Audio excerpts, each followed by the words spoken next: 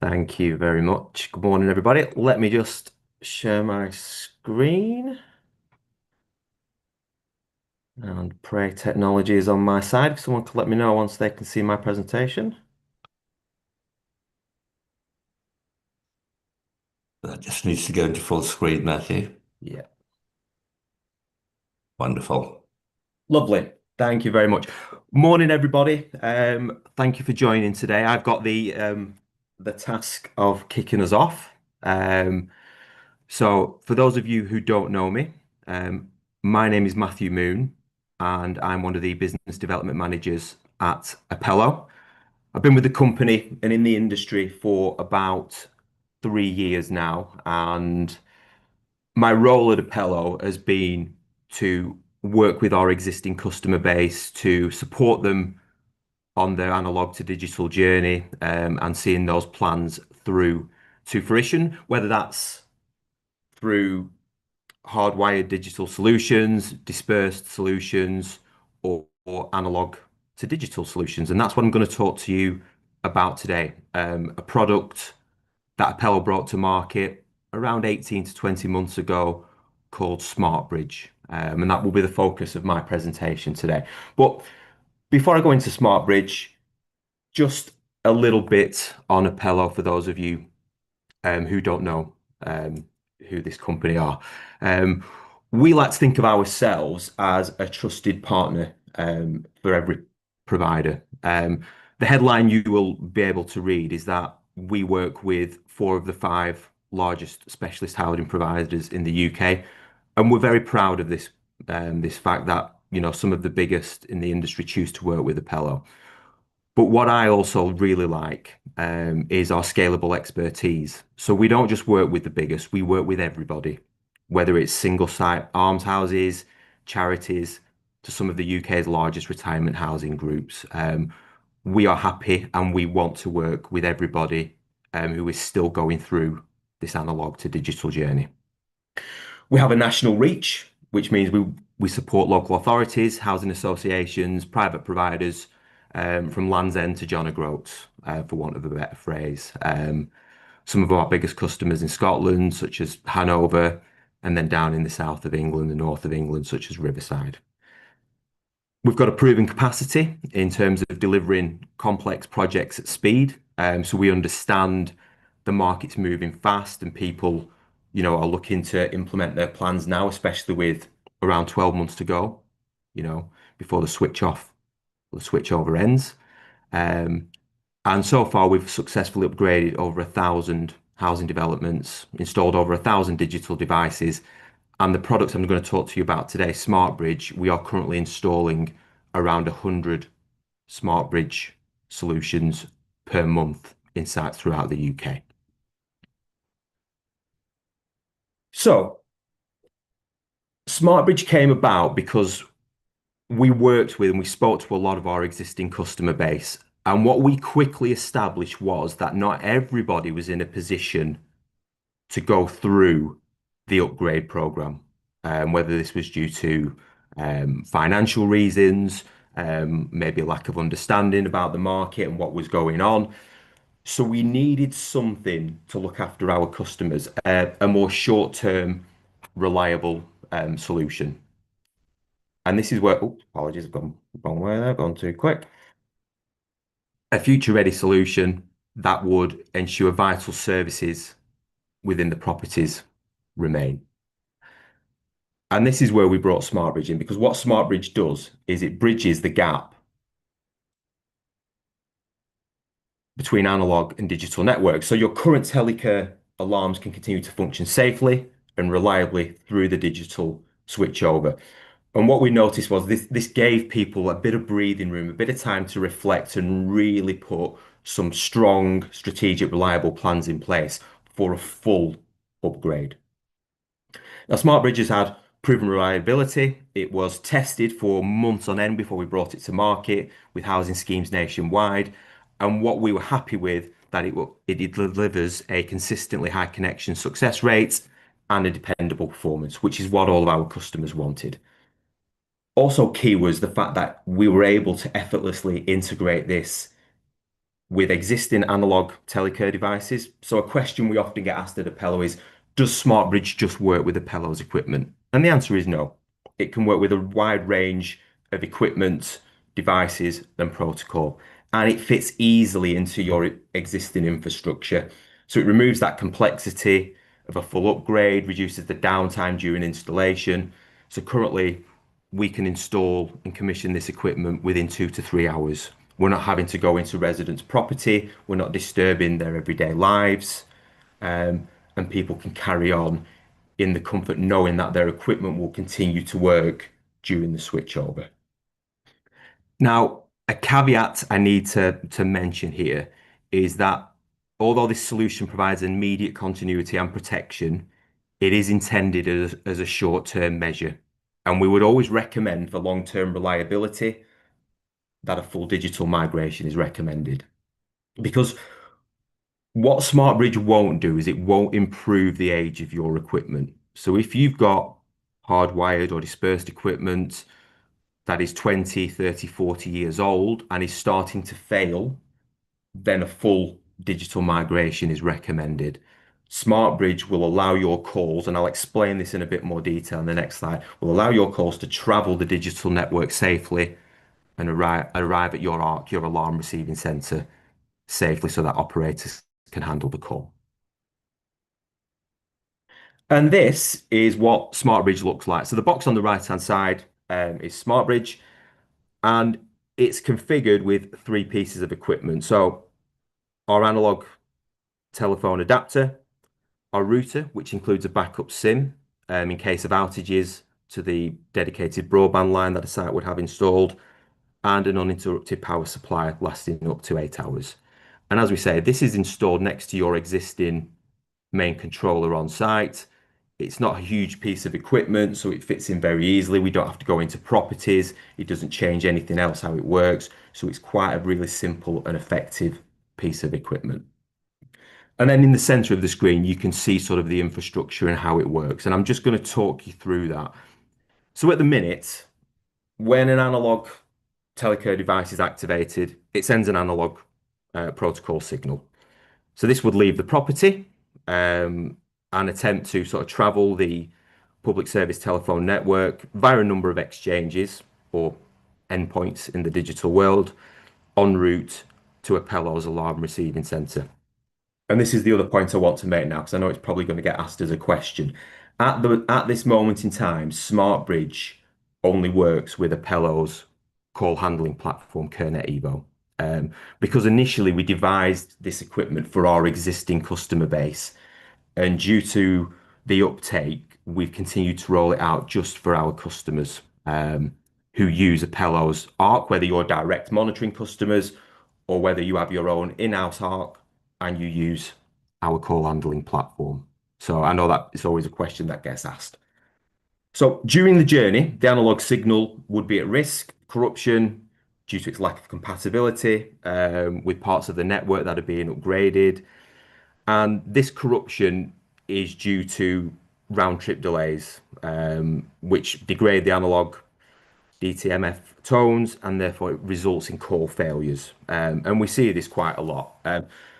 Because that equipment, when that call travels the network, when it arrives at the ARC, if those tones aren't recognized, the ARC will reject the call and send it back to the device that's made the call, and that will continue to try. And that's why you might experience call delays going through to your ARCs. And we share this information about first-time call failures via our social media platforms, and they're sort of averaging at around 20% currently. So, 1 in 5 calls are experiencing first-time call failure rates. But then this is where SmartBridge comes in.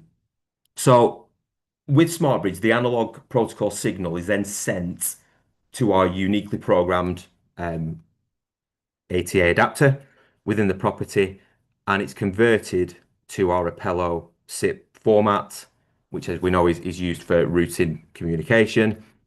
And then via the broadband line within the property, the SIP message is sent to Apello's cloud environment, where it's directed to our ARC, our alarm receiving center, in the appropriate format with the required DTMF tones, so that the operators can handle the call as they would do currently.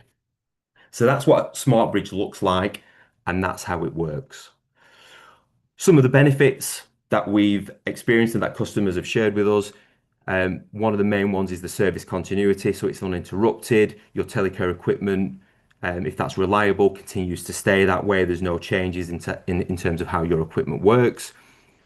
It offers two-way calling, which we know is critical for schemes. So not just equipment dialing off-site, operators can dial back in to site via SmartBridge, and it provides a fast and effective emergency response. As I've mentioned, it has a multi-protocol support, so it's compatible with various analog protocols such as TT92, TT-NU, and BS 8521-1.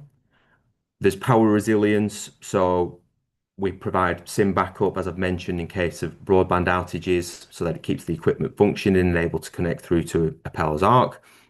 There's a uninterrupted power supply in case of power outages to keep the equipment online for a further 8 hours. Our operators have awareness of the device location and visibility. And I think the most important thing is that we've tested and tried it within sites throughout the UK. So our customers are testament to that this piece of equipment works. And I'll finish with just on a couple of sort of success stories. So one of our main customers, the Sovereign Network Group, they have roughly, or they had a roughly 152 analog schemes, and had on average a first-time call failure rate of over 60%. They had their own in-house ARC with an analog platform, which restricted moving to digital. They chose to migrate their ARC to Kernet Evo, and that's provided them with the foundation now to build their digital strategy because they've been able to install SmartBridge into schemes to mitigate that risk, and that first time call failure rate has gone down to 0. So that's been the short-term goal. It's that allows them to have that clear visibility now to commence their long-term digital strategy about where they want to do their full digital upgrade program. Riverside Group in the north, they have 208 analog schemes, which was across multiple ARCs or with analog call handling platforms. They moved to Apello, combined all their ARCs into a single contract via a tender award in 2023. And they developed their own digital switchover strategy to use A to D converters for their priority sites, so those sites that were at risk, and upgrade equipment in other sites and new builds. And they've installed SmartBridge in schemes impacted by call failure rates. And again, we've seen those call failure rates reduce and go down to 0 on sites where they've had SmartBridge installed. And then lastly, just a supporting statement from one of our customers that we work closely with, Housing 21, about how SmartBridge is a strong option, for any organisation looking to modernise their telecare infrastructure without undertaking full replacements. Because as we know, this analog to digital upgrade is 12 months away. So SmartBridge can allow people to do this in the short term. And that, everybody, is it from me. So thank you very much, and I'm happy to answer any questions. Matthew, thank you very much. And really relevant subject there, says you're on the clock to Jan 27 now, really covering what we'll need to think about in that time. Just a couple of questions about SmartBridge. First of all, you talk about it being compatible with any manufacturer's equipment. Obviously, that's at the scheme end. Can you tell us is there any restrictions on calls going out through SmartBridge to any of the existing ARCs that are out there at the moment for other manufacturers?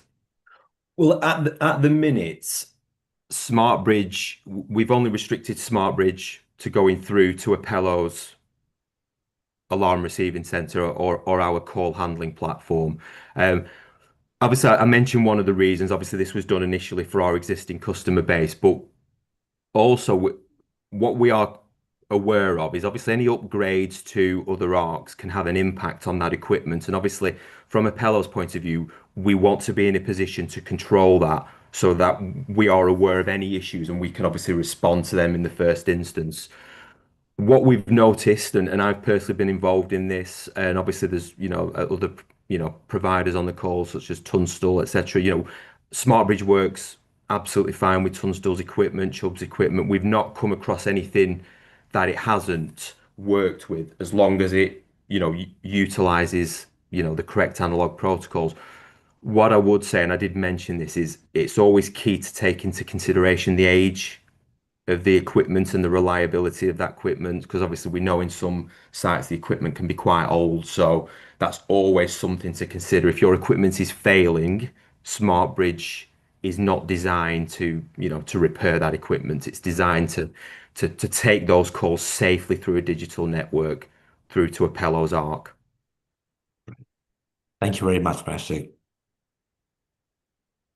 So we'd like now to move to our next presentation. And our next presentation comes from Essence Smart Care, and presenting on behalf of Essence today, we have Mark Stratford, who is their UK director.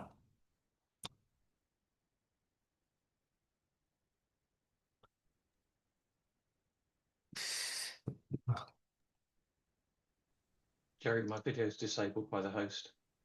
Okay. That's better. Sorry, Mark. Thank you.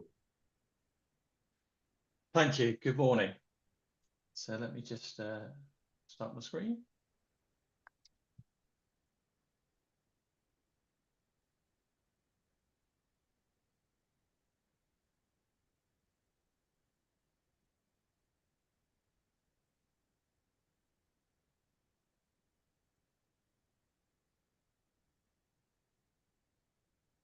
Hopefully you can see the presentation. That's great. Maybe a slightly louder volume if you can, Mark. Okay, I will speak up. How's that? Thank you very Good much. morning. Thanks for attending today, and thanks to the team at UK Telehealthcare for arranging this event. I personally find these events are really, really helpful. So welcome to Essence Smart Care, and welcome to our new branding. So I wanted to start by just kind of talking through a little bit about Essence Group. So the business has been trading for 31 years. We've got over 200 employees globally. And in terms of equipment across the world, we've got circa 85 million devices deployed. So one of the key things about Essence is we design our own equipment, we build it, and we're a software house as well. So all of the software is within the control of the business. And I think that's really important when we're thinking about compatibility and expanding our equipment and services looking towards the future. So in the world of TECS Telecare, again, we're a global business. So we've got offices in a number of countries, including the UK. So I'm based in the UK. We've got more salespeople, so people like Tracy Russell. We've got support teams in the UK too. So we're quite focused on the UK to grow the business. But the reason I'm showing you that the kind of footprint across the world is that there's quite heavy investment. So because we've got a large footprint, we're able to invest heavily in R&D, and that makes a big difference when we think about the products and the services that we can develop moving forward. So thinking about the Essence offering. So I'm just going to talk about our one single unit, but the one single piece of equipment is a button in a box standard.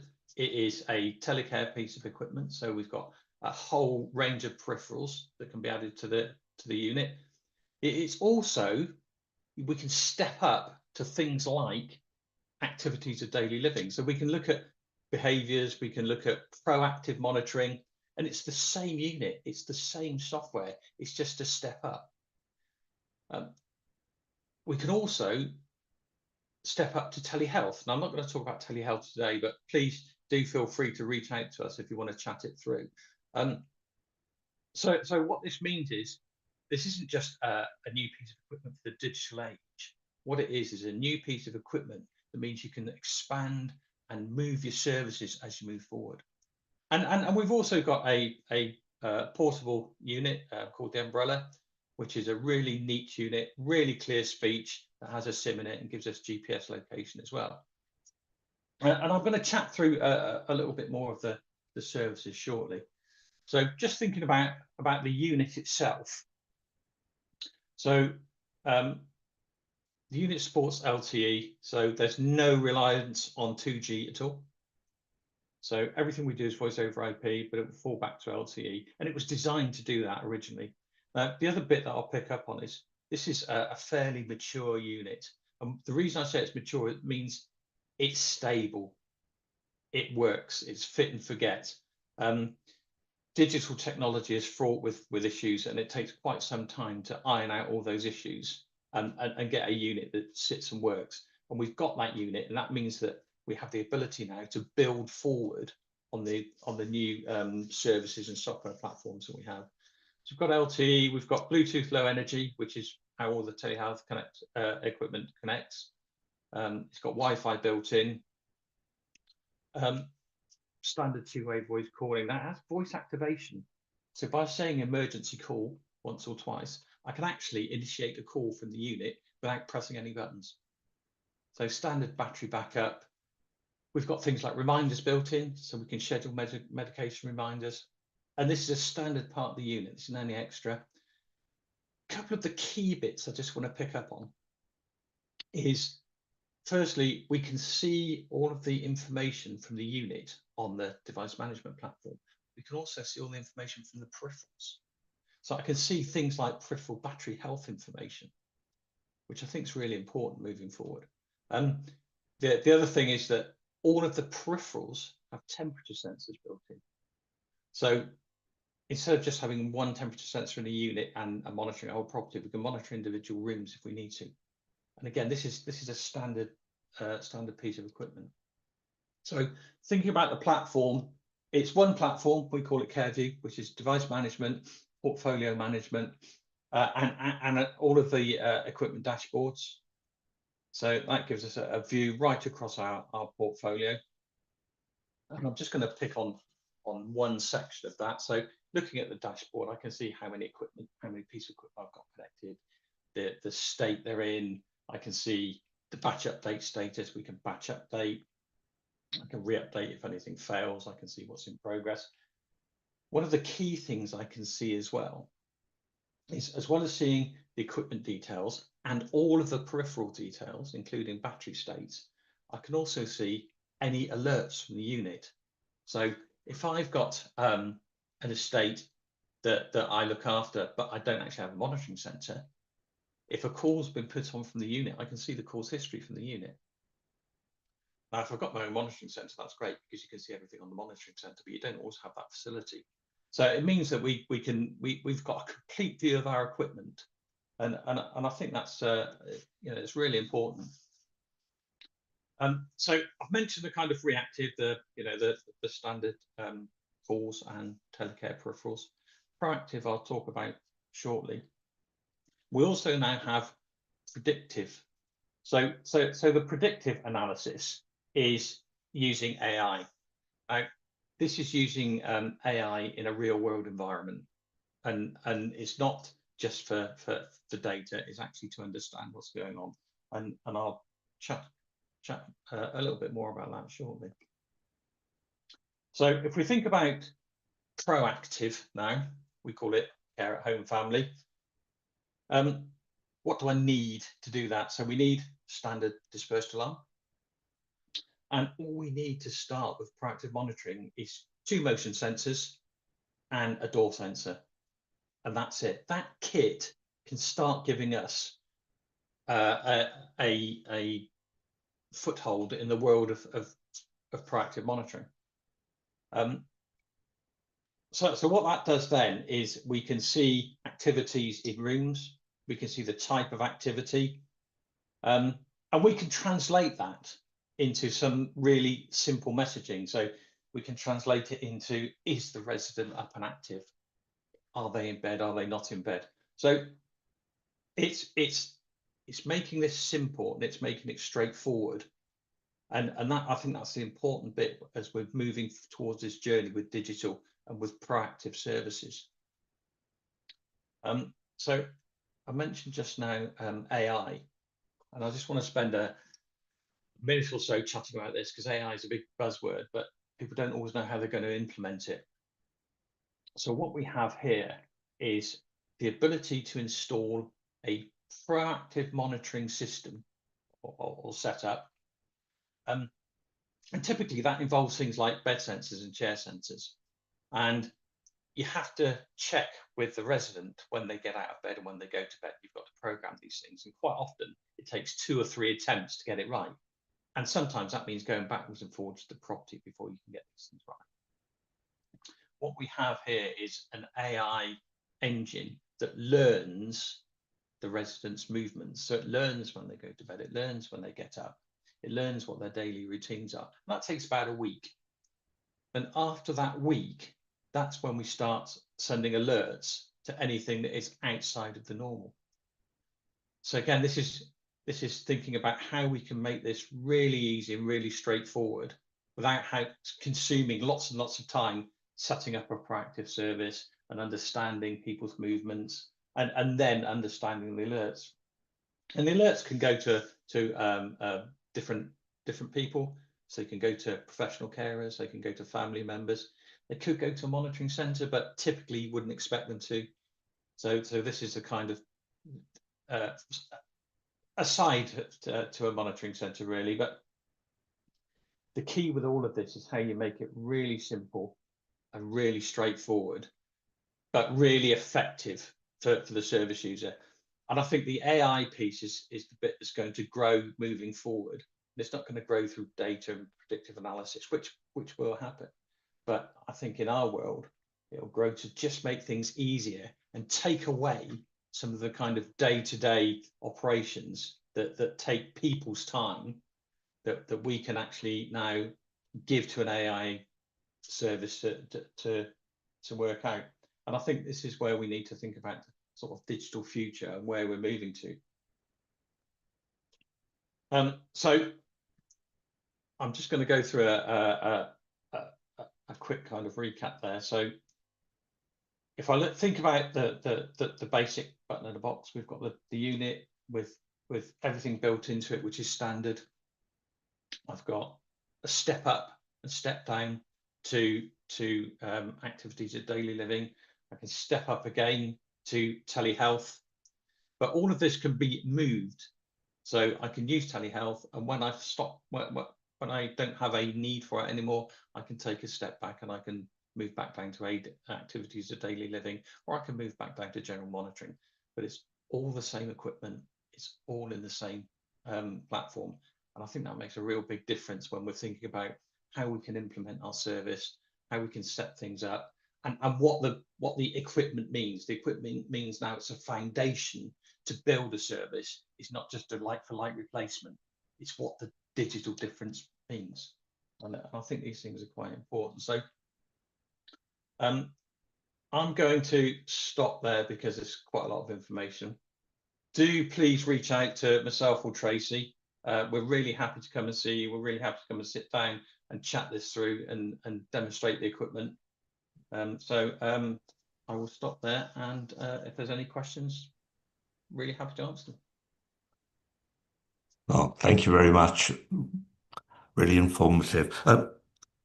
Really concentrating on the proactive and preventative side, which I think is also important nowadays, that we're not just looking at a reactive telecare system.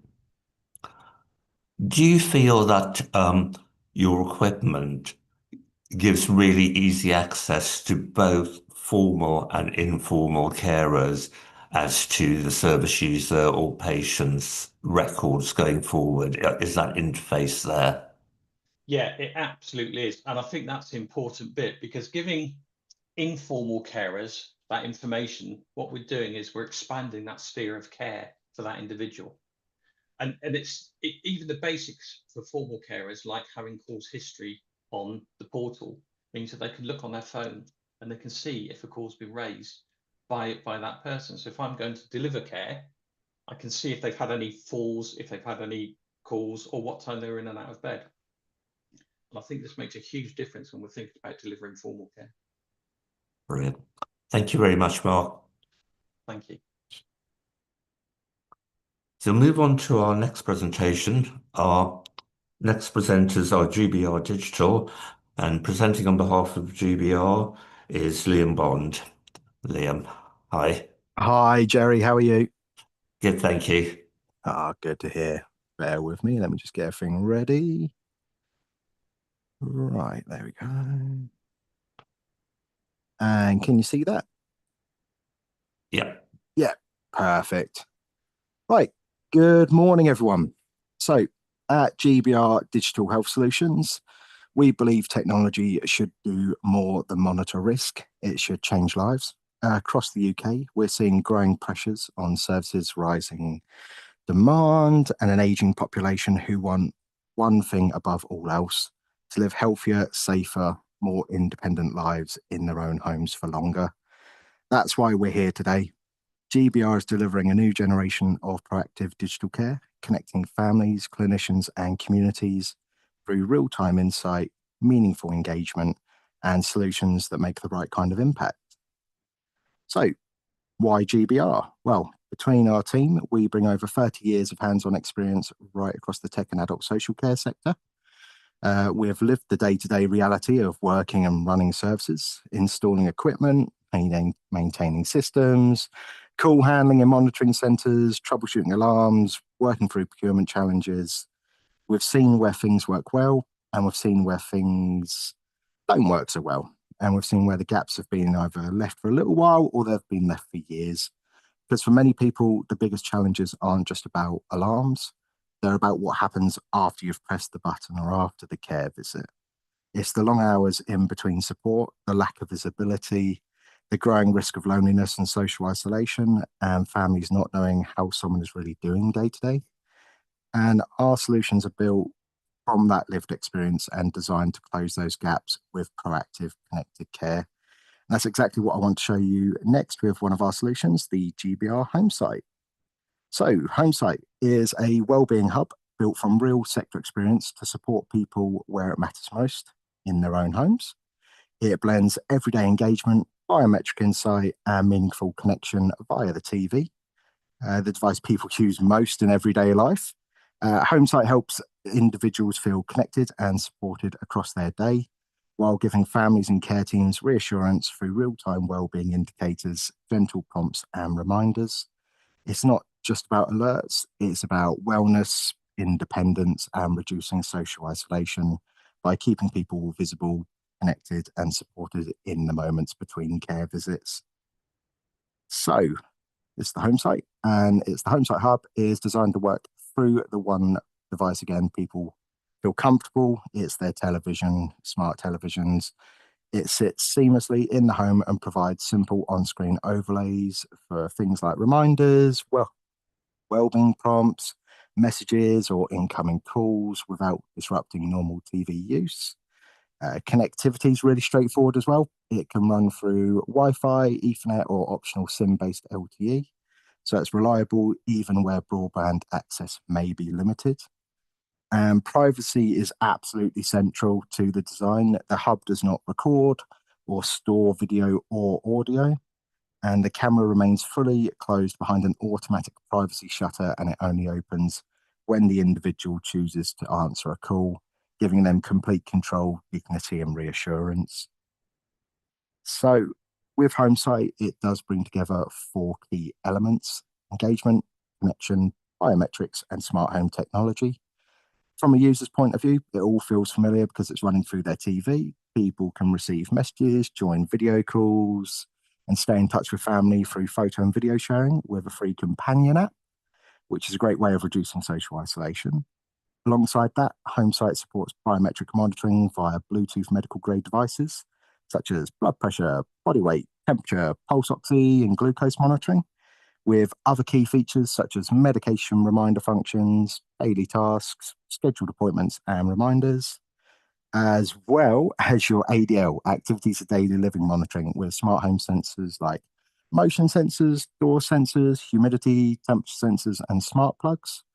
All of this combined into one easy-to-use hub helps build a clearer picture of daily well-being and risk without it feeling too intrusive or overly complicated. And this is where HomeSight really moves beyond connection into true proactive care. Through real-time biometric monitoring, individuals can easily track key health indicators. So the result you get is a richer real-time picture of well-being, enabling earlier intervention and helping to prevent avoidable deterioration. With live data insight, clinicians and care teams can make informed decisions sooner. For example, during a video call with a clinician, through HomeSight, a resident can be guided to take a reading with results visible immediately as soon as it's captured. This timely visibility supports faster, even life-saving responses, ensuring support arrives when it's needed most, not after a situation has escalated. And importantly, all of this insight is brought together in one place, the GBR HomeSight online portal. And this can get tailored to your service. And this is the essential platform used by staff, service providers, and even family members, giving a clear and real-time view of well-being, engagement, and daily trends. And through the portal, teams can see biometric readings, environmental data, activity patterns, and communication history, all in a simple, easy to navigate interface, and it can run reports and such like that. And this just supports better coordination, earlier decision making, and more connected care, ensuring the right support can be provided sooner and with greater confidence. And as I mentioned earlier, HomeSight isn't just about what happens on the TV, it also includes a companion app for family members, friends, and community staff. And through the app, people can easily make video calls, send messages, share photos or short videos. And this is really keeping family and networks connected in a way that feels natural and supportive. It also strengthens, again, that core network around the individual, helping families feel reassured and involved, even if they live halfway up the country or they live such a distance. And the biggest thing is it most importantly plays a huge role in reducing social isolation, keeping people connected, engaged, and supported again day to day. And this is where, again, technology like HomeSight becomes essential for future-proofing health and care services. Across the UK, we're all facing the same pressures: rising demand, stretched resources, and the need to support more people safely at home.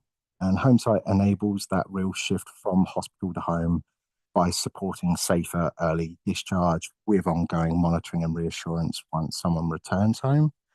So by providing earlier visibility of deterioration, it helps reduce avoidable readmissions and supports faster intervention when needed. And it also improves the patient experience.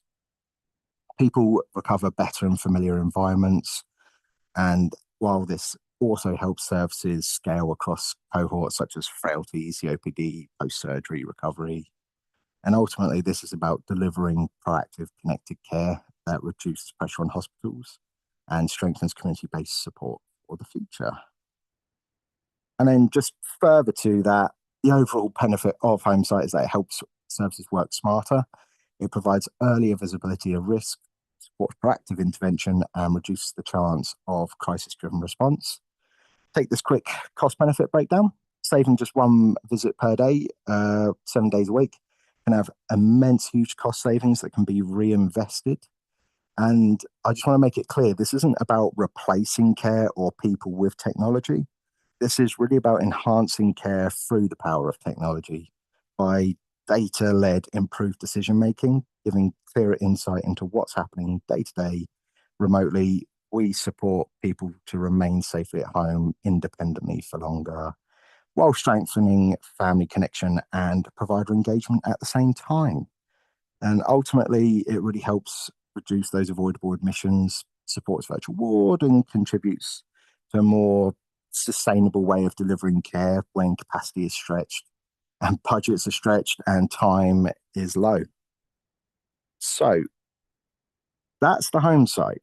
And now I'd like to introduce another part of the GBR portfolio, our HK Proactive range, which focuses on safety, health, presence, and proactive fall prevention / detection in the home. And this range includes two key solutions. The first is our radar-based health and presence sensor, which provides real-time insight into movement, activity, and well-being, helping to identify risk earlier and support faster response. And the second is our thermal fall detection technology, designed specifically for home environment to discreetly detect falls without the need for users to wear pendants or wearable devices. And for private spaces, such as bathrooms or bedrooms, there is an alternative version of each device that contains no lenses, no looking of cameras. Instead, so they've been designed to use that discrete thermal and radar-based detection to recognize falls and trigger alerts while maintaining dignity and reassurance for users. It's proactive protection built around discrete user privacy first. Nobody wants to feel like Big Brother is always watching. And that's why these devices have been designed this way. So let me talk you through the first one. So this is the GBR HK Vitals, and I'm going to tell you how it supports safer care in the home. So at the heart of the solution is our vital detection radar sensor, which is installed in a bedroom environment typically, but it can be used in any room of the house, typically situated in the corner of a room or above the user's bed. What makes this technology so powerful is that it provides completely non-contact monitoring, meaning the individual doesn't need to wear a device, press buttons, or interact with technology at all. And using advanced radar, the sensor can detect well-being indicators such as breathing rate, heart rate, body movement, and whether someone is in or out of bed, overcrowding in a room. It can also measure patterns like prolonged time out of bed or unusual inactivity, which are often early indicators of risk. And a major benefit is that it achieves this without using cameras, so there's no privacy intrusion, making it more suitable for care settings and independent living. And all of this information feeds into the wider care platform, where alerts can be delivered through both PC and mobile applications, enabling a timely response from carers, clinicians, or monitored teams. And over time, the system can generate more detailed health and sleep reports, supporting that proactive and preventative care rather than reactive intervention. And overall, GBR HK Vitals helps deliver better outcomes by combining discrete monitoring, real-time alerts, and longer-term insight, supporting safer, independent living and reducing avoidable escalation. So going a little bit more into it, the radar sensor is designed to provide highly accurate monitoring of key vital signs, including heart rate and respiratory rate. So with these deviations being as low as 5 beats per minute for heart rate and plus 2 breaths per minute for breathing. So overall accuracy is above 90%, making it a reliable tool for continuous well-being insight. And importantly, this is achieved through millimeter wave radar, meaning the solution is completely non-contact, as said, and has no physical impact on the individual. And the radiator power is extremely low, even lower than of a mobile phone, making it safe for long-term use in the home. And this combination of accuracy, comfort, and safety is what makes HK Vitals ideal for proactive care and independent living. No longer will carers, for example, need to go do a night round when you can see the whole residential home's vital signs being recorded live. And this is far less intrusive and really strikes independency amongst residents and confidence from staff, knowing the technology is easy to use and accurate. And this is paired with our next device, which further strengthens that confidence and independency. So now building on the HK Vitals I've just spoken about, this is where we bring everything together in a truly robust all-in-one solution. So this is the GBR HK Falls Thermal Fall Detection Sensor, designed to provide 24/7 discrete monitoring without the need for wearables. It uses non-contact radar-based posture and fall detection, meaning it can automatically detect when someone has fallen while maintaining complete privacy. What makes this technology so powerful is that it works seamlessly in private spaces such as bedrooms and bathrooms, where again, traditionally monitoring solutions are often limited. The sensor provides accurate fall detection across a 4 to 5 meter coverage area with a low false alarm rate ensuring reliable alerts when they matter most. In addition, the device supports two-way communication, allowing immediate reassurance and response following an incident. So the real strength comes when this sensor is integrated alongside the vital sign radar, combining full detection with continuous well-being monitoring together. And they deliver scalable, adaptable solutions that can be deployed across individual homes, supported living, or wider local authority care environments. What you're looking at here is a solution that can detect a fall without relying on wearables or reactive servicing. And the key thing is privacy. Doesn't capture video or images. It works through thermal. And there's two questions. Oh, and radar-based posture detection, which means it can be used confidently in areas like bedrooms or bathrooms again. And what I would say is, just wrap up a bit, is this actually gives responders a much clearer information and enables faster intervention. And once these alerts are triggered, the two-way communication function allows teams to speak directly to them. And just so I'll wrap up, is through this kind of technology, you're looking into the future of tech in care.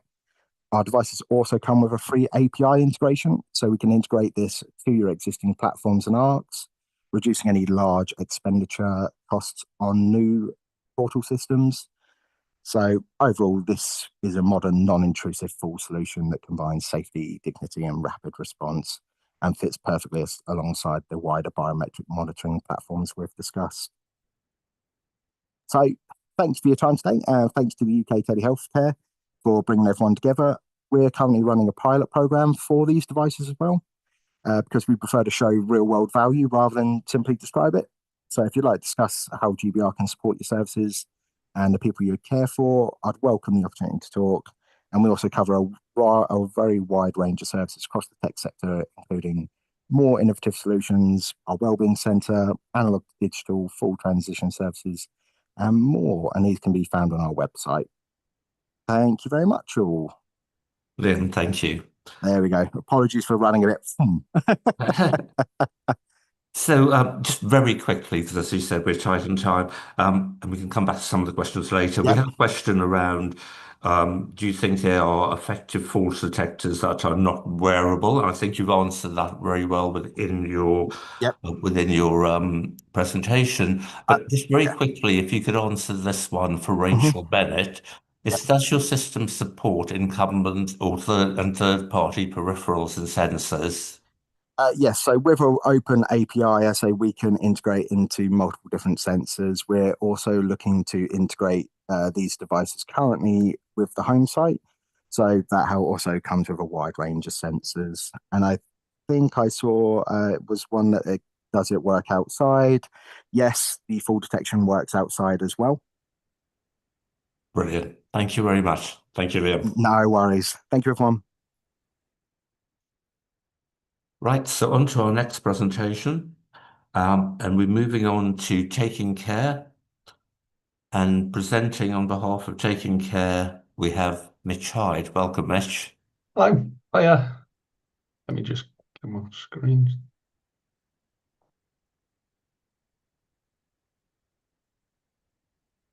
Is that okay? Can you see that?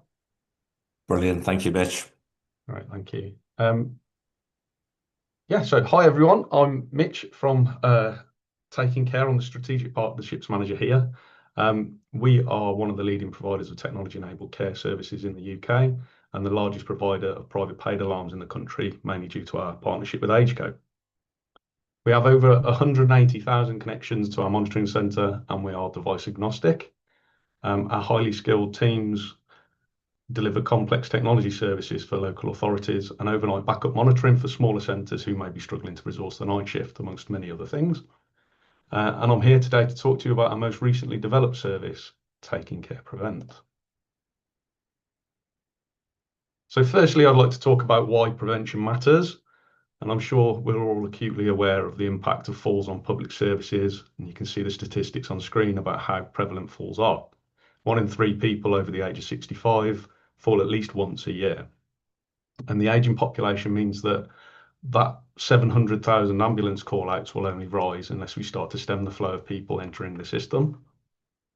1 in 10 councils and in England at the moment currently face huge financial deficit and are facing bankruptcy as well. So prevention is one of the most likely scalable demand reduction tools available that could help improve that public spend. But from a human point of view, a fall can be completely life-changing. An injury from a fall leads to fear and anxiety about mobilising around the home and reduces the movement, which in turn leads to a lack of independence. As the saying goes, if you don't use it, you lose it. You may be able to relate this situation back to someone you know professionally or personally and how it's affected them. We must move more the older we become to ensure we stay able and independent. So back in 2022, we partnered with Age Northern Ireland to tackle this exact issue. We wanted to prevent physical deterioration of people who were vulnerable to falls and over the age of 50 by getting them moving more. We used a 12-week trial with a fitness watch and the first iteration of our app. They also had 6 exercise sessions delivered by Age NI over Zoom. The information that we gathered from the pilot provided clinically meaningful changes happened in those participants' lives. In 12 short weeks, we increased confidence in mobilising, improved quality of life for 10%, and could identify potential fall incidents in advance of them happening. We took the results and the data and went back to the drawing board. We had such rich data that we felt we should share it nationally and design a service that could scale. We fine-tuned our algorithm and improved our app. Several pen tests and a few sleepless nights later, we had Taking Care Prevent. We've since created and trained a dedicated Prevent team and started to deploy our service to local authorities. We even created a consultant-led service that helps design prevention in an organisation at a bespoke level, with a service wrap that could include Prevent called Halo. The video is linked in the slides and is worth a watch if you want to know how to start on the prevention pathway. Prevent sits earlier in the frailty cycle, before alarms are pressed, before services escalate, and before independence is lost. So how does it work? The only criteria to access the service is a smartphone or tablet in the customer's home that is charged and switched on. We will send them a health tracking watch via the post with an easy-to-read step-by-step instruction that helps them to set up the watch to their device. We have a dedicated support team to help them at the end of the phone should they require it to. Once set up, we start to gather data and identify the normal parameters for that person. And after 2 weeks, we start to monitor the risk level using our falls at risk algorithm. If the person's risk level changes, we will notify them, their family or carer, or call them and make an intervention over the phone. We support them as their risk levels change and send out personal action plans to help prevent them from falling. The algorithm has 4 levels of risk, and our Prevent team proactively monitor which way the risk is moving. For example, someone may be in the medium risk but are heading towards high risk. At this point, they get a prompt on the app to advise them to move a bit more than they did yesterday, and they should escalate. And should they escalate into high risk, they will get a call from our Prevent team to discuss how to get them heading back in the right direction. The algorithm identifies patterns in the range of the user's activity, non-activity, and sleep to determine the risk. To create simple prevention at scale, the app does a lot of the heavy lifting, with notifications going to support networks if necessary and permitted. Our teams then concentrate on the exceptions and help to engage that person back with their own health. As a result, our Prevent customers are motivated to move more. It works really well where there are 2 people who know each other and there's a bit of competition too.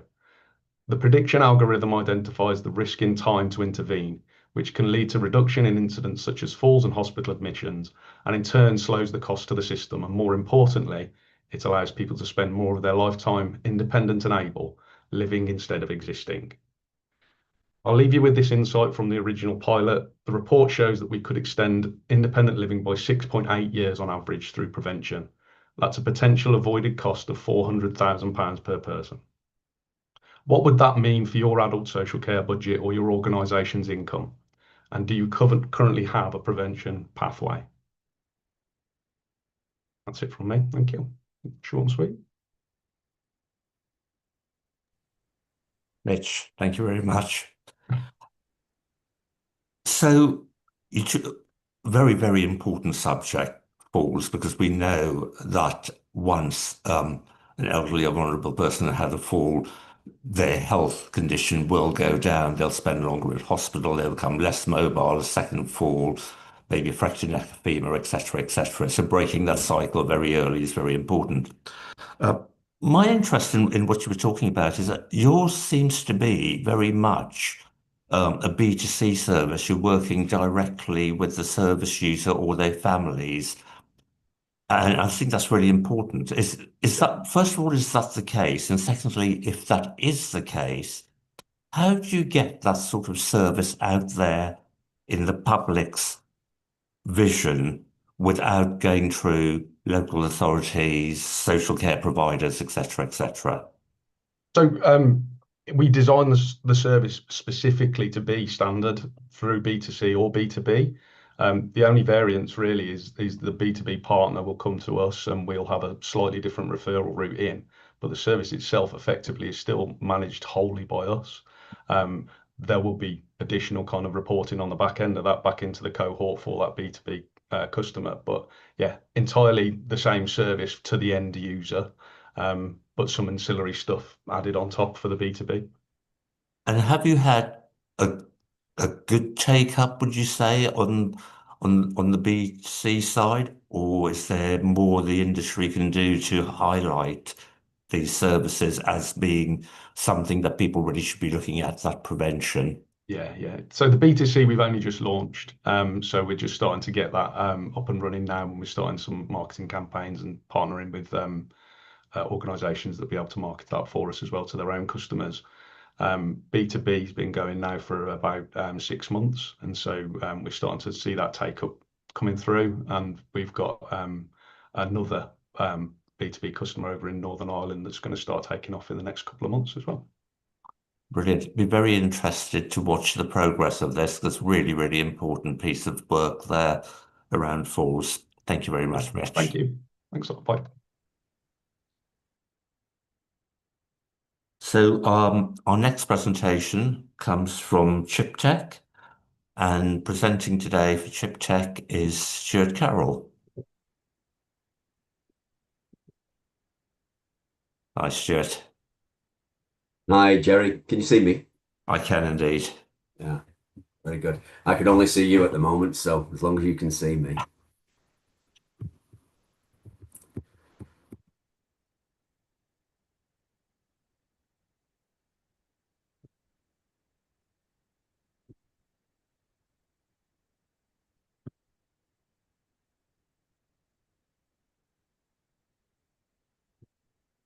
Just making sure that's working. That's it. You can see your presentation now. Thanks, Stuart. Perfect. So, morning, everybody. I'm Stuart Carroll. I'm the sales director of ChipTech, and I'm going to give you a whistle-stop tour of where I believe ChipTech can add most value to you in this very, very important year. So, start off with who we are. We are a designer and manufacturer of digital chip technology. We were set up back in 2000, and our products and expertise helped to successfully transition New Zealand and Australia to a digital position. The UK office was set up in 2019, just 7 years ago, when A to D was just starting to be whispered. So it's a very important subject now, but 2019 it was just started to be talked about. We brought all of the products and that digital experience to the UK, and we combined it with a customer-focused team that are committed to adding serious value to your digital journey. So we're now the market leader, and we have over 250,000 digitally live units in the field, and that's from more than 200 health, housing, and social care customers, both public and private. We have two primary products, both fully digital, in the 7 dispersed alarm and the Go mobile GPS alarm. They can be used alone or in combination together with a complete range of telecare peripherals, and that's designed to create true person-centered solutions. Now, the analog to digital switch, and I think that's got to be the big thing that everyone's talking about at the moment, because it's the biggest thing to happen to tech in the past 30 years. It brings opportunities, but it also clearly brings challenges. And it is more of a revolution than an evolution, as everything analog has to be churned before January 2027. So the ability to get the hands on the products that you need is going to become one of the biggest challenges of this year, because everybody is, or they will be over the next 12 months, looking for exactly the same equipment at exactly the same time. So ChipTech invested heavily to guarantee what our customers and the tech space as a whole told us was the priority: consistent volumes, quality of supply, and the ability to trust in our delivery promises. 7 was designed from the ground up using sustainably available components, and we've secured a robust supply of the volumes we need to take the whole UK digital.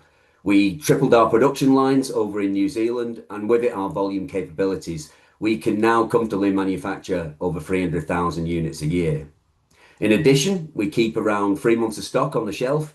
This at the moment represents about 30,000 units. And most importantly, we have the ability and willingness to hold more as that demand increases. So our stock holding policy is more just in case than just in time. Our lead times are currently just 2 weeks, and we intend for them to stay that way. Now, the demands on our tech services have never been higher, and the resources available are simply not keeping pace with that demand. ChipTech have worked with our customers and our partners to create and optimize an offer that adds real value beyond the technology and beyond the price. So when we deliver our products, we deliver them fully programmed, fully pathway tested through to your ARC, fully personalized and branded to promote your service. And perhaps most importantly, a unique voice guided installation to make the setup in the home as easy as possible. So plug and play products that simply work straight out the box. And that facilitates simplified and, if appropriate, self-installation. Pre-programming and testing prior to delivery saves on average around about 15 minutes per install. But if you times that by a couple of thousand units, which is the average customer volume, you get over 500 saved hours. So that's over 13 weeks of resource saved. So when it comes to delivery and installation, simplicity is key. And that's 7's strength. It's easy to buy, it's easy to install, it's easy to live with. It just works straight out of the box. Now, that doesn't mean that it's not data rich, nor that it can't further the prediction and prevention agenda. But all of that digital cleverness shouldn't make things harder. The transformation of our tech services should focus on making things easier. And the biggest compliment we get is when an installer has a choice. They go into a stock room, they see multiple devices from multiple manufacturers. They choose the ChipTech product first because they know it's going to work and they know it's going to be easy to install. And when it comes to that volume of installations necessary for the UK to go digital, we can't eat the elephant whole. We have to break it into bite-sized chunks. If 60% of your analog to digital churn can be simply or better still self-installed, then your experienced tech team can be devoted to the other 40% of more complex cases. 7 has that unique audio assisted installation, AAI, to make the setup in the home as easy as possible. And to give you some examples, we've got one customer in Scotland that's gone from a fully analog position to a fully digital position. They churned 1,600 units in just 6 months. We have another that used AAI to facilitate the installation of 3,000 units in just 3 months. And perhaps the biggest one from one of our biggest customers, they use self-install for nearly 26,000 installs over a 12-month period.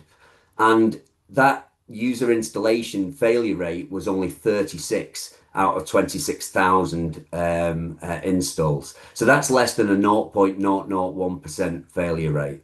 So simplified and appropriate self-installation has been proven to facilitate the rapid deployment of digital technology. And it's also great for hospital enablement, by the way. And once that equipment's in place, its personalization and management can all be fully remotely performed via our all new digital enhanced cloud. So the bespoke configuration we develop with our customers is pre-programmed free of charge into every one of their units as standard. But the technology is anything but standard, and that's key because a personalized solution is much more likely to be successful in keeping somebody independently in their own home for longer. We can create configs specifically tailored for users with long-term conditions, as well as specific applications such as lone worker, domestic violence, and housing. And housing I'll come on to a little bit more in a second. 7's speech capabilities mean that messages can be used as reminders for vital tasks such as medication management, and it can also be used to remind you to test and wear your pendant. We have an entire portfolio of digital peripherals. We have bed sensors, chair sensors, movement sensors, door contacts. We have a new range of fire standards compliant interlinking environmental sensors, so smokes, heat, COs. We partner with best-in-class third parties such as Bellman and Alertit and Pivotel, and our own fall detector as well, that's designed to actually detect falls whilst reducing those false positives and encouraging continued wear. But that's only the first part of the journey. ChipTech products are fully interoperable with all digital art platforms. We don't have our own ARC, so we make sure that our products are compatible with everybody's. Our innovations use data to create actionable insights and opportunities to be more predictive and preventative. So using medication compliance as an example, we can advise the ARC when medication is taken. But more importantly, we can advise the ARC when medication isn't taken. We can advise when a user has pressed their I'm OK button in the morning, but more importantly, when they haven't. So this central collection and analysis of data will allow us to transform our tech services, lead to true smart home living environments, and where appropriate, the virtual ward. So whereas tech is on track to get over the January 27 digital finish line, housing is currently lagging far behind. So like a plane on a runway, it's fast approaching the point where it must take off or risk crashing. There are still circa 16,000 sheltered housing schemes in the UK that remain analogue with 12 months to go. And that's approximately 500,000 dwellings. So these schemes are provided by local authorities, by housing associations, the private sector, but they all need to be digitally ready before January 27. And there just isn't the budget and, more importantly, the time to replace these schemes like for like. There's been lots of promises with regards to ATAs, digital converter type solutions, but with 12 months to go, there are still interoperability problems between ARCs. And in many cases, I would argue that a warden call system is probably not the most appropriate solution anymore anyway. So, for example, there are many sheltered housing schemes now where the tenancy is mixed. An 80-year-old with dementia can be living next door to a 55-year-old that goes out to work every day. They both need the door entry, they both need the fire systems, but they don't both need the care element. So ChipTech have developed a solution using dispersed alarm technology that's capable of transforming the housing space. We call it Smart Care Home. It's suitable for a variety of housing environments, bungalow schemes, core and cluster developments, Cat 2 schemes, and the 7 alarm, our dispersed alarm, can be provided on a needs-driven basis to provide digital support. If you don't need it, you don't have to have it. It's not one size fits all. There are no wires, so it can be positioned in the most suitable place in the home. It can be, but it doesn't have to be wall mounted. But a limitation of using dispersed alarms in housing environments has always been that there's no integration with the door entry and there's no integration with the fire systems until now. So 7 can accept calls and open doors from a variety of cellular panels, including Intratone, IP doors, and Videx. And it can be seamlessly linked to the existing fire system. It's usually ACO, but other fire systems exist. And all we have to do is add a telecare transmitter to a domestic detector and also to the fire panel. It even adds warden call specific functionality such as daily I'm OK checks and inactivity activations. And lastly, to complete the package, Smart Care Home can accommodate on-site staffing by routing the calls on or off-site depending on a set of rules, and those rules are set by the housing association or the residents, or to suit the residents. So Monday to Friday, 9 to 5, do this because there is on-site staff, but outside of those hours, or if the on-site staff don't answer the call in a timely fashion, do something else, send the call to the ARC. And the key advantages as I see them are rapid deployment, resource friendly, literally and demonstrably a couple of days for small schemes, in, out, and done. Simple installation, no cables, and no cables means no disruption of asbestos, which is really key. There's care, there's door and environmental functionality. There's a comprehensive telecare peripheral range, so that personalization of somebody's property is possible through the peripherals that you give them. But of course, it's got to be budget friendly as well. So given the A to D timeline and the need to think outside of the traditional warden call box for some properties, I really feel that this solution is a timely one. So whistle stop tour complete. That's my 10 minutes. Happy to take any questions, but please don't hesitate to get in touch with me if you feel we can add any value to your digital journey. Thank you. Thank you very much, Stuart. So really relevant looking at ahead to Jan 27 and the cut-off for the switchover and addressing one of my biggest nightmares for this industry, which is sheltered accommodation and what we do about that. It is something that I hear the questions coming in from all the time and the anxiety around what we do. And my questions were going to be around, is there a dispersed system that will work with fire alarms, door entries, and you've answered that. So my question, two questions then for you, as you have experience in this field, is one, what's the take up so far in the UK since we're on a very, very tight schedule to Jan 27? And two, have you got any examples of the smart care home system working in other countries? So your first question is that the take up of everything in housing is low. So my understanding, that's whereas tech is probably about 65% over the line now. So there's still a job to be done, but with a prevailing wind, I think tech can get over the digital finish line in January 27. But housing is lagging far behind. I think it's around about 20-30% done. So, that number that I came up with in the presentation, 16,000 schemes is pretty much, 10% done, but 16,000 schemes to go. So the take up is low, and I think it's an awareness piece.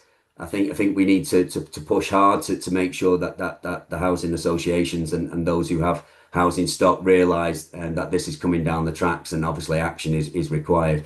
There's an awful lot of ARCs that will be on the call today as well, and they'll take calls from third party schemes. So essentially, housing association schemes will go into those ARCs, and I know they're pushing hard to basically say, look, my ARC's digitally ready. You need to get your scheme digitally ready before January 27. Otherwise, problems are going to ensue.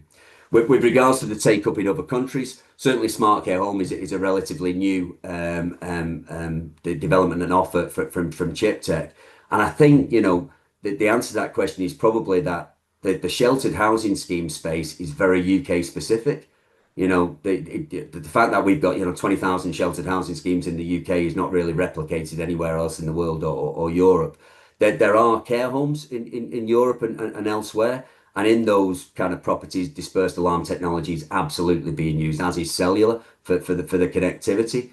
But I think, from a warden call, as we used to call it, I'm showing my age now, aren't I? 22 years in the industry and I still call it warden call.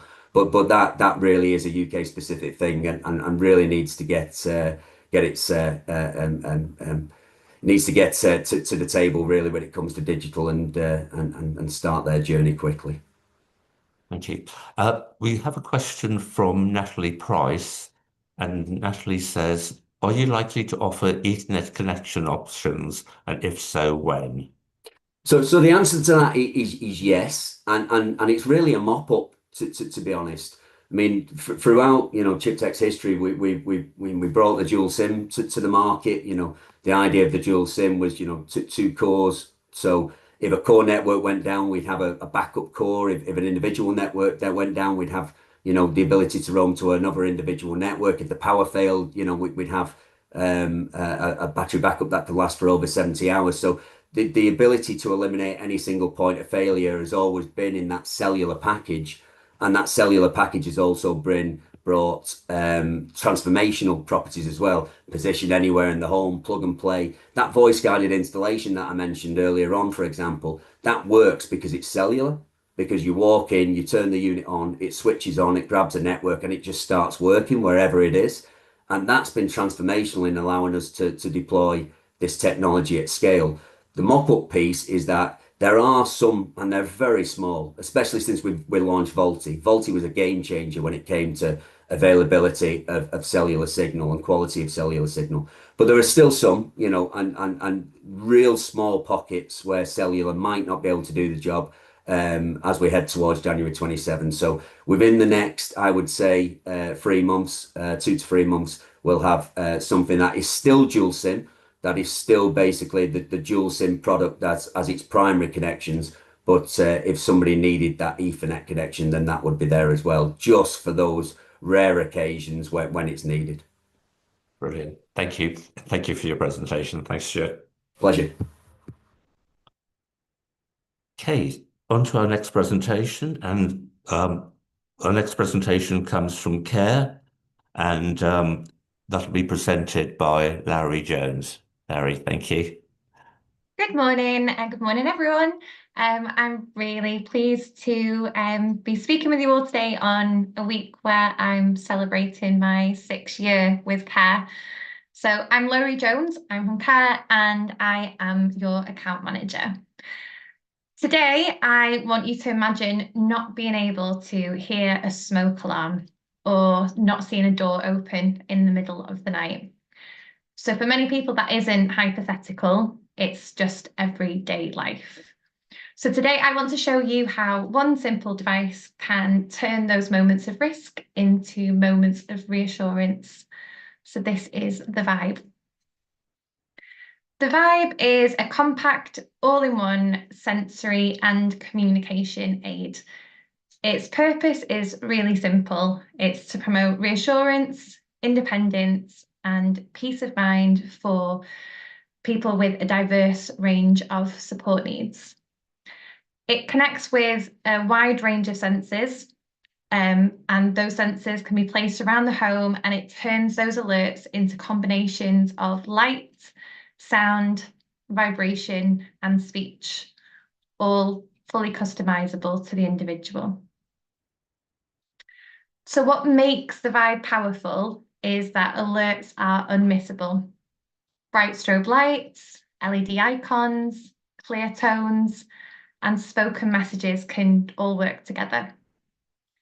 At night, vibrating pillow pads provide discrete alerts without disturbing others. And with the voice-guided setup, installation is really quick, easy, and tool-free. So the ideal is Vibe, the Vibe even is ideal for people with sensory needs, autism, dementia, learning disabilities, anyone who would benefit from that kind of additional sensory or communication cue. But it's equally valuable for carers. It can provide confidence that important alerts won't be missed and that support can be given at the right time. From a technical point of view, the Vibe is designed to be reliable and flexible. It's mains powered with a 24-hour backup battery. It supports multiple wireless sensor inputs. It includes high definition audio, a bright strobe light, and low frequency tones. There are 5 LED icons along the front of the unit, including dedicated fire and gas indicators, with programmable locations to clearly identify what is happening. So here's a closer look at the Vibe itself. It comes supplied with a vibrating pillow pad as standard, and there's an additional dedicated port to connect an additional power pillow pad if a second one is needed. Underneath the unit, the select and the next buttons are all you need to enter the programming menu. From there is a voice-guided setup which walks you through step by step on what to do next, which makes programming really simple and, as I mentioned, tool-free.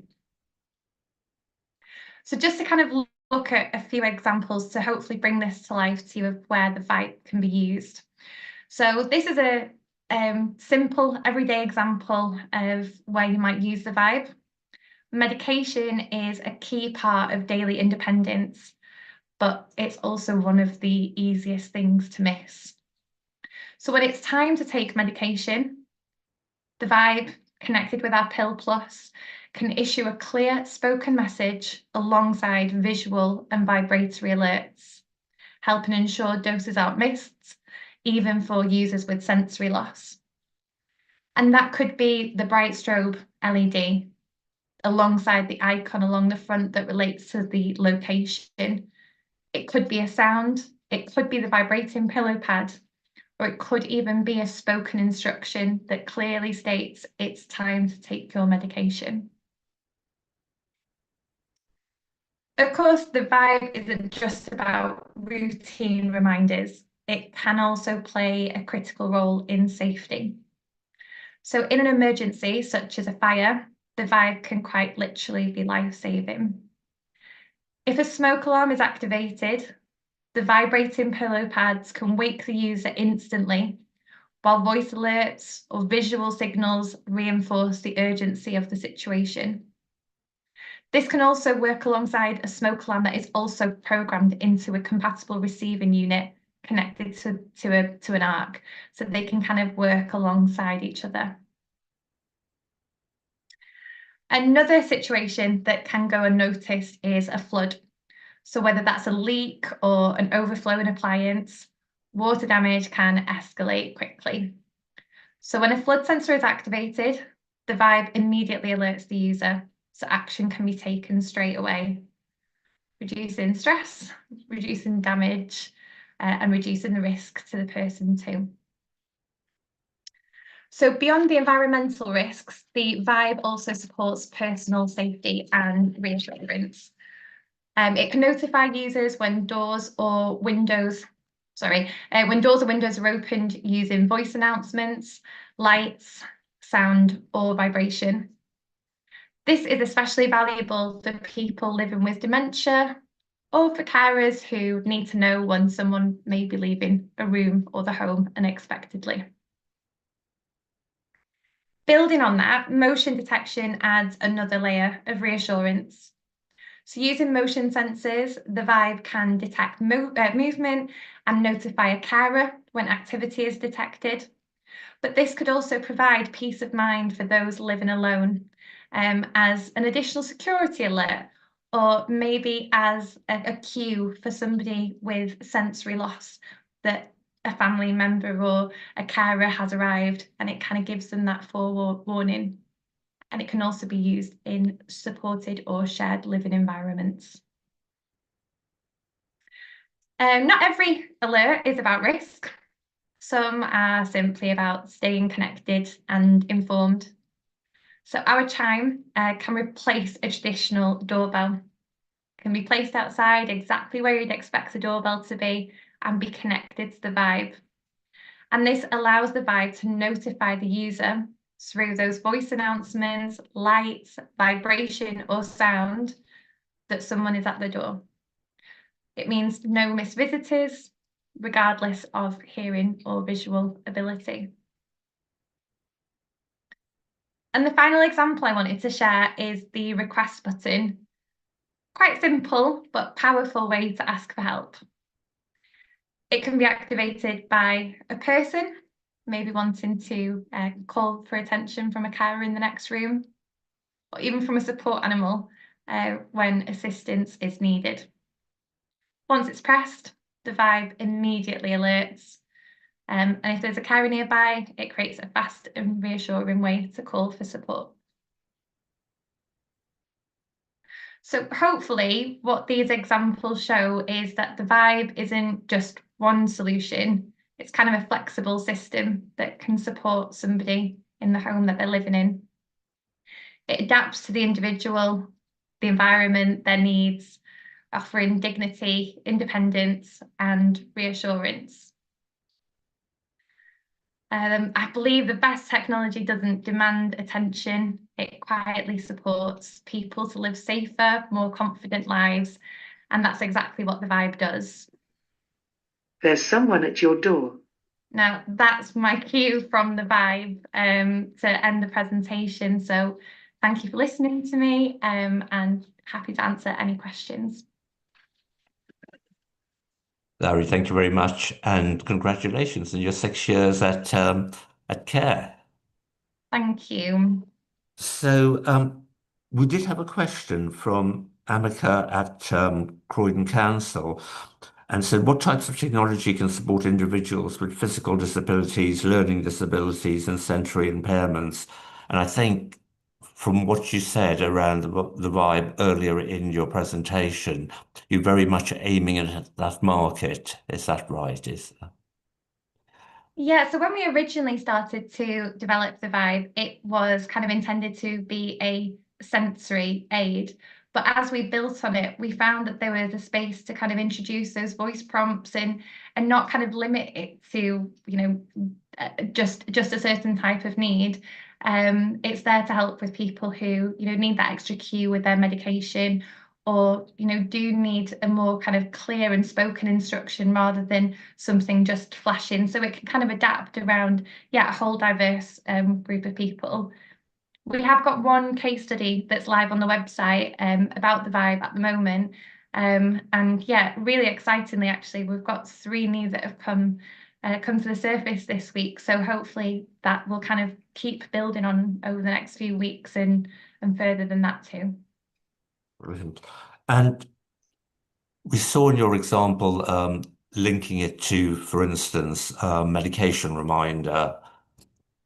Is it possible to link the Vibe to most sensors that people have? So if you've got a range of sensors in at the moment, could you put the Vibe in and link it to most of those sensors, or will you need to put your own sensors in as well? So the Vibe can connect to up to 24 sensors. It depends whether the sensors are compatible or not. So the Vibe will be compatible with Tunstall sensors, that obviously will be compatible with our full range of sensors. They're also compatible with the tele-alarm sensors too. We do work where we produce some equipment for some other suppliers as well. So if anyone is interested to understand more, it's probably best that they get in touch, and I can kind of explain that that compatibility kind of area and how that would work. Brilliant. Thank you very much, Laurie. Thanks, Jerry. Thanks for your time. Bye. Okay, so next presentation is from Tunstall, and on behalf of Tunstall, Gary Conway will be presenting. So thank you, Gary. Hi, thanks, Jerry. Hopefully you can already see my screen, so I'll start talking. Shout up if not. That's great. Great, cool. So yeah, I'm Gary Conway, Solution Delivery Manager at Tunstall. I've been here for a little over 3 years. Most of that time I've focused on group living solutions, so that's what I'm going to talk to you about today. I won't delve into Tunstall as a company or detailed product specs, because I definitely need more than 15 minutes to do that, and I'm sure after an hour and a half, your brains are full of product ideas already. So I'm going to basically go through a presentation that hopefully provokes some thoughts, and then we can all obviously speak about this afterwards through your account managers or get in touch with myself directly. Now, I went back and forth on the spelling for this title page because whilst digital telecare is altogether smarter than the analog systems they're replacing, it's not just the hardware we need to consider. It's a big part of it, don't get me wrong, but only when hardware combined with insightful data, support networks, ARC operators, emergency responders, and wraparound care services all come together, the group living solutions really work as they should do. So with that in mind, I just wanted to start with a simple question. If we were designing group living telecare from scratch today, with today's technology, today's expectations, and today's pressures on health, social care, and housing, would it look anything like what most of us are running today? The honest answer is probably not. For decades, telecare has been built around a very simple model, that being a box with a button on a wall. That model served us very well, but at Tunstall, we don't see digital as a like-for-like replacement for analog. We see it as a chance to rethink telecare and group living and what it can actually be now and into the future. Not just a safety net, not just a compliance tool, but a platform that supports engagement, insight, and more proactive care delivery. A digital social alarm system gives you something fundamentally different to what we're used to. It's a foundation that we can grow. Functionality, services, and even care models can evolve over time with that digital foundation without having to redesign everything, continually replace hardware, and continually changing the way you do things. Over-the-air updates mean that whether you adopt early or later, you're not locked into a snapshot in time. The system can grow with you as needs change, expectations change, and services evolve. And that's an important shift in the way we think. And I hope everybody listening today will start thinking, if they don't already, that digital is a project that you don't complete, sorry. It's a capability that you build on. One area that we think will play a huge role for improvements going forward is screens. Now, we all tell younger people to spend less time on screens, and that's probably right. But for older people or more vulnerable residents in supported and retirement living, a screen may actually be their main or even preferred way of connecting with the world, whether that's seeing who's at the door, having a face-to-face conversation rather than a voice-only call, joining a virtual GP consultation, or staying connected with friends and family. Screens can actually reduce isolation, not increase it. In that sense, digital telecare isn't just about safety, it's about connection and about supporting well-being in everyday life. So when we talk about Communicore Digital, which we launched earlier last year, our message is simple. This isn't the end of your digital journey, it's the beginning of it. And yeah, I know that sounds a bit cheesy, but it's genuinely reflecting of how we're designing the system. It's designed as a platform that continues to evolve rather than a system that stands still. We're already developing new features that existing installations will benefit from, not just new customers. One area that we see immediate impact with these digital solutions is staff experience. For example, our new digital manager handset is a big step forward from traditional decked systems. There's no cryptic codes, no memorizing sequences, just simple, plain English prompts that anybody can follow once they get their hands on the phone. Other features such as the video feed from door entry calls don't just look good on a spec sheet, they solve real world operational problems. They reduce wasted trips caused by prank calls, improve security, give staff greater confidence when responding to door calls or incidents. These are just small things that may not seem like much, but they add up to real time saved and better decision making, which really matters in stretched services. From a resident's perspective, it's about independence and dignity. Take our configurable I'm OK schedules, for example. Instead of unnecessary physical checks, residents can confirm they're OK in a way that suits them, an agreed time, an agreed frequency that reflects the individual needs, not the system. That reduces disruption, respects independence, and still gives staff confidence that people are safe. It's just another good example of how digital enables a shift from reactive care to more person-centered proactive support. We're also about to release a new friend and family app, allowing loved ones to get a snapshot of activity and discreetly check in from anywhere in the world. That matters because care doesn't just involve providers and residents. It involves families, informal carers, wider support networks. Only digital allows us to bring those people into the ecosystem, the care ecosystem, providing reassurance without adding burden on staff or undermining resident independence. Behind the scenes, digital also offers something we've never really had properly before, which is meaningful data.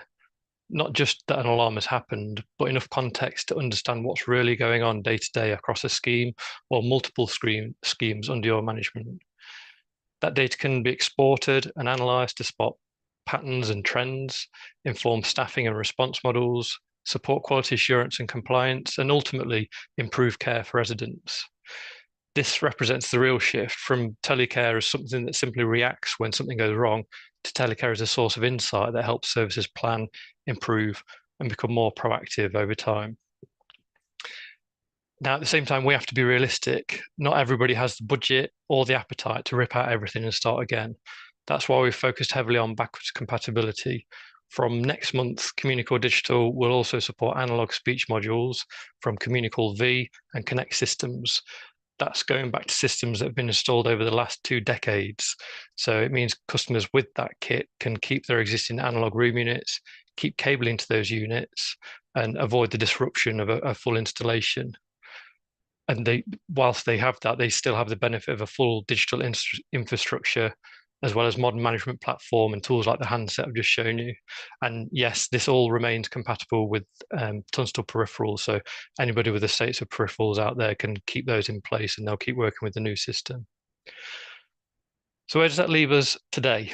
We're already seeing how digital platforms like Communicore Digital change day-to-day operations in group living. Over the course of this year, Communicore Digital will have even more features added.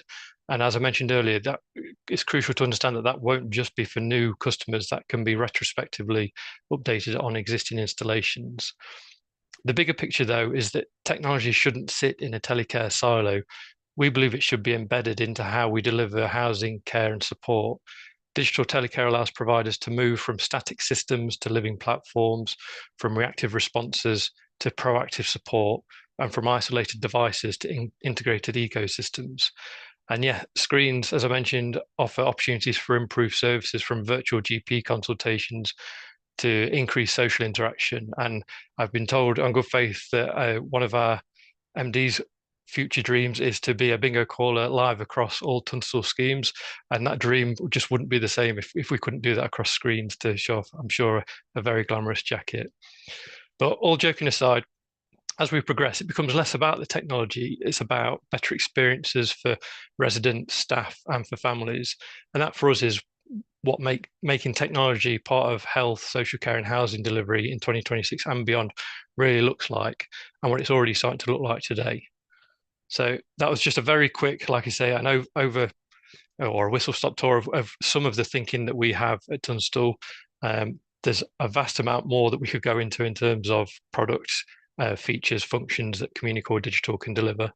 If you do have any questions, obviously reach out to your Tunstall account manager, or I've put an email address on the screen now, which is our dedicated address that will focus on any queries that you may have for the analog to digital transition. So hopefully that's clambered back some more time for you, Jerry.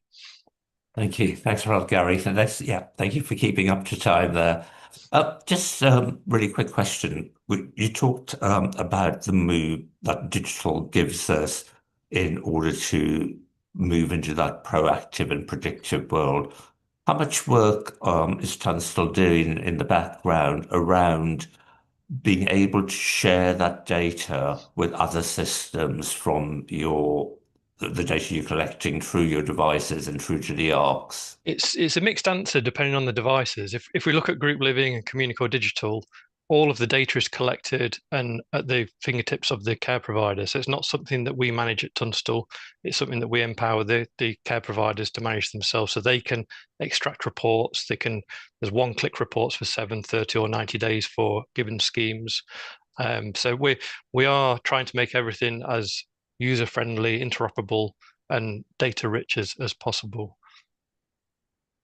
And does that lead us on to more health-driven solutions as well on the digital side? And is that where a direction that Tunstall will travel in terms of vital signs and that type of thing? It's sort of an organic step for us. Yeah, the focus for now is to look at sort of the health or the social care, residential care environments, moving away from, as Stuart rightly said, the outdated ward and call sort of philosophy, making it more of an IP-based social alarm system, because again, rightly said, some of the group living environments aren't necessarily all elderly people. There might be people from all walks of life in there. So we're trying to make our systems fit all criteria.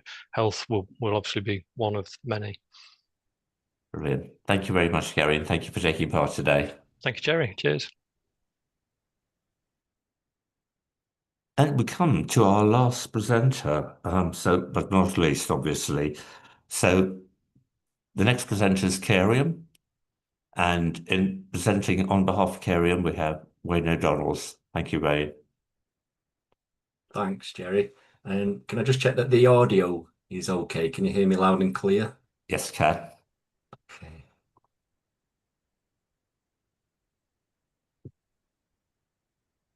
I liked that last slide that Gary presented with the dog. My dog's sitting in the background, and as soon as he saw it, his head tilted. Something for everyone. Okay, so I've put it in presenter mode. Is the audio still okay? Audio's fine. Thank you, Jerry. I can't see your slides yet, though. Okay, it's sharing, so unless it just takes a moment.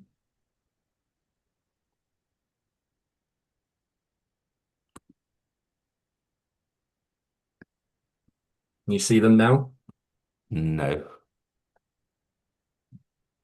Oh, yes, it's coming up.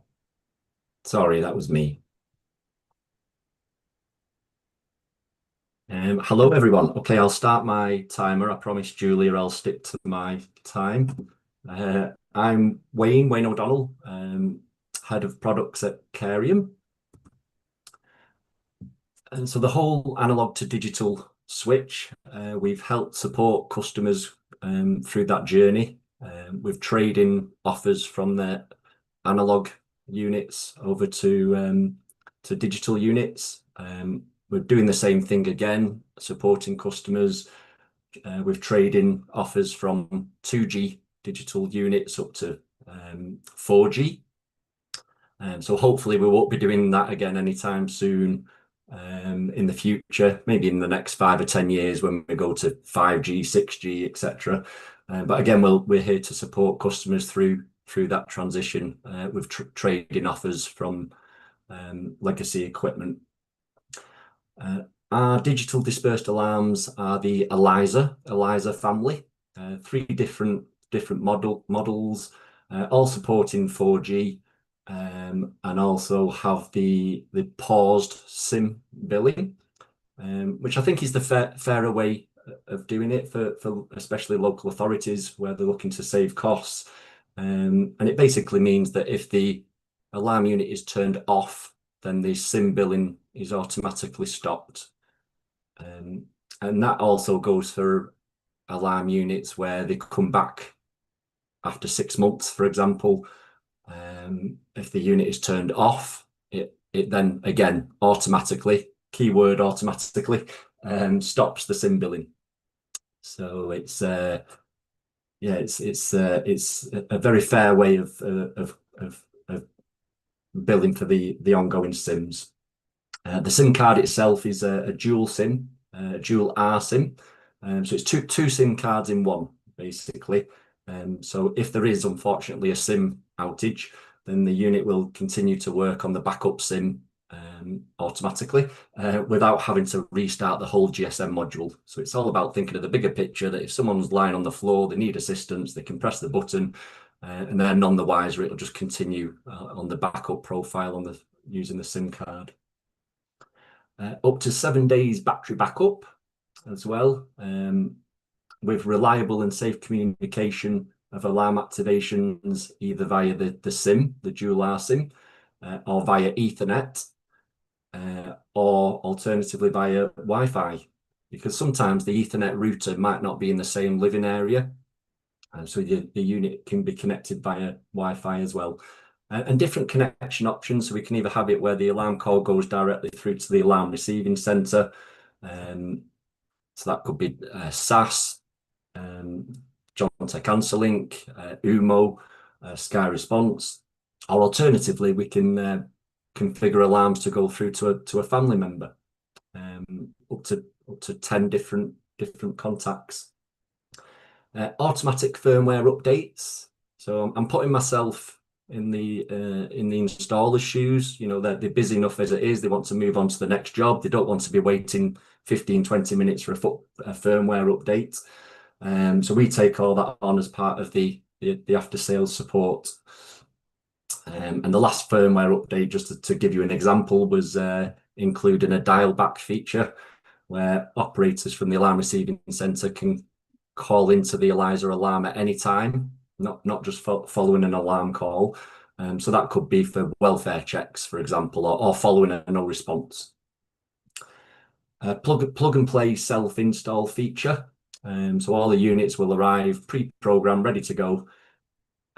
Again, I just like things simple. My background is training, so anything to make the lives easier for the installers. I'm quite hands-on with the equipment, so all plug and play, ready to go.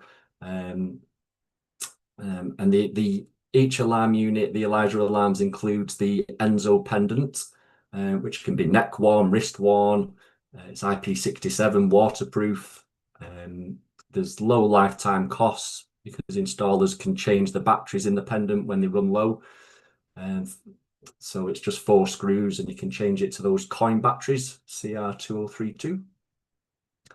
Different telecare sensors. We have over 20 telecare peripherals, including some sensory sensors as well. So for example, if someone is hard of hearing or deaf, then we can have it where if there is an alarm activation, there's a strobe light and a pillow shaker as well that would activate it at the same time. And none of this crimping wires, or it's all done wirelessly. Again, easy, simple. And the way that the peripherals connect to the ELISA is through radio. However, we do also include Bluetooth and Zigbee connectivity, future-proofing the ELISA family for more proactive and preventative type sensors such as smart plugs. The digital alarm units are dispersed units. However, we have many case studies now where we've used them in an assisted living install, so independent living schemes, where they can be wall mounted, integration or interoperability with existing smoke detectors, the ACO smoke detectors. It's can be connected to wirelessly through to wireless door entry systems, fire panels. So it's a flexible but future-proof solution.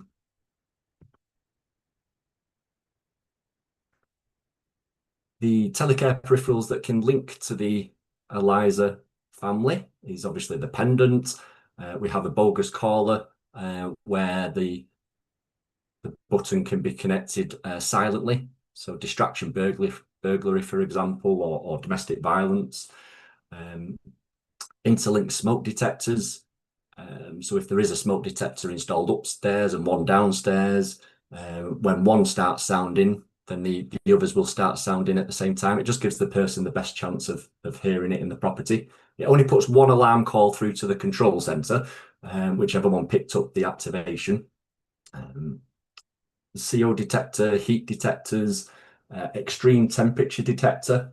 So more of an environmental sensor, so that if it is too cold in the property or if it's too warm, that's where the extreme temperature detector comes in.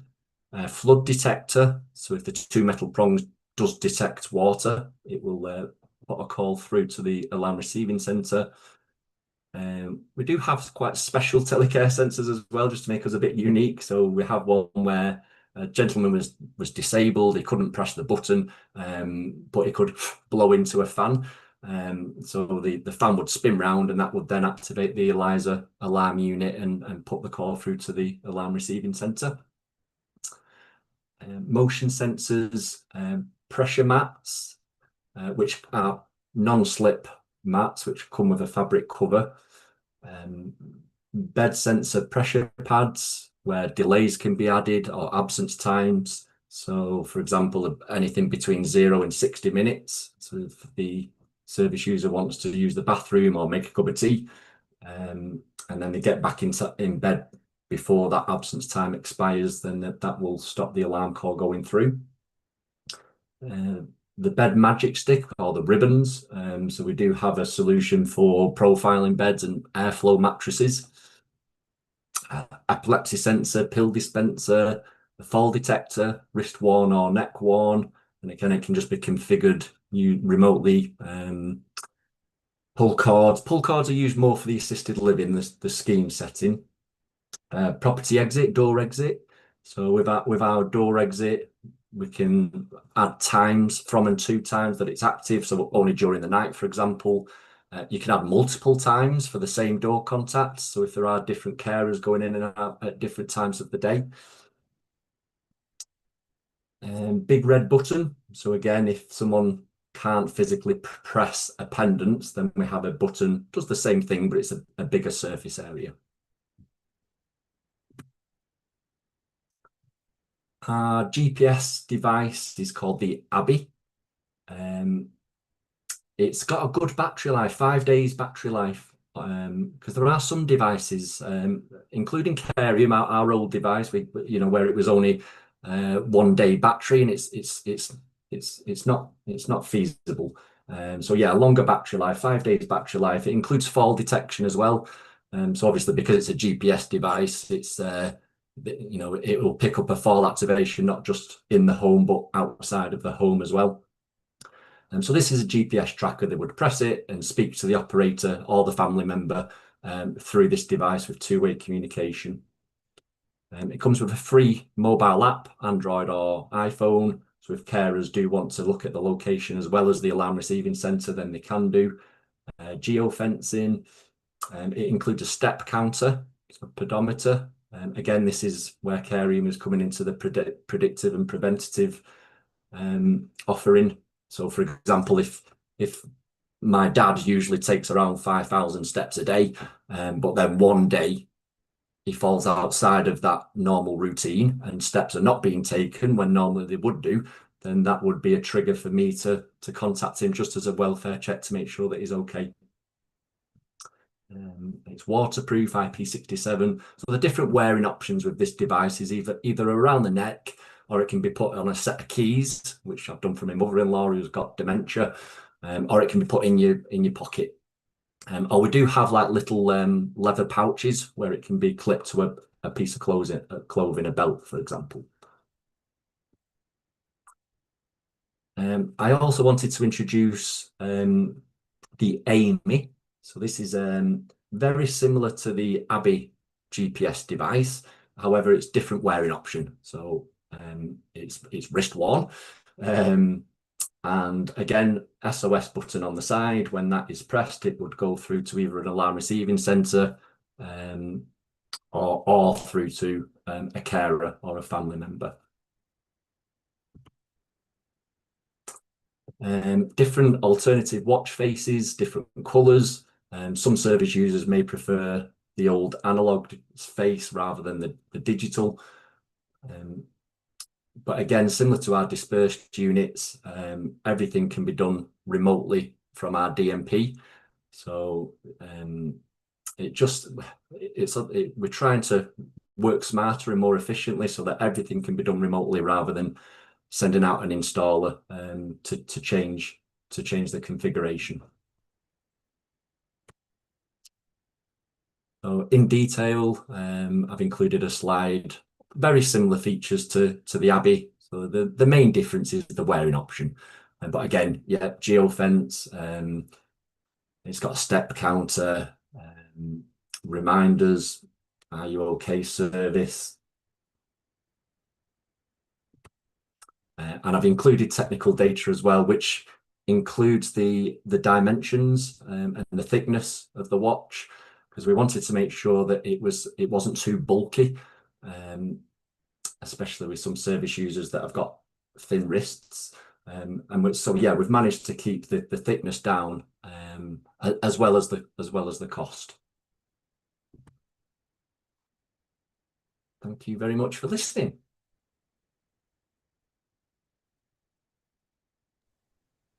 Thank you, Wayne. So a whistle-stop tour of a huge number of different devices from Carium. So thank you very much for that. Thank you.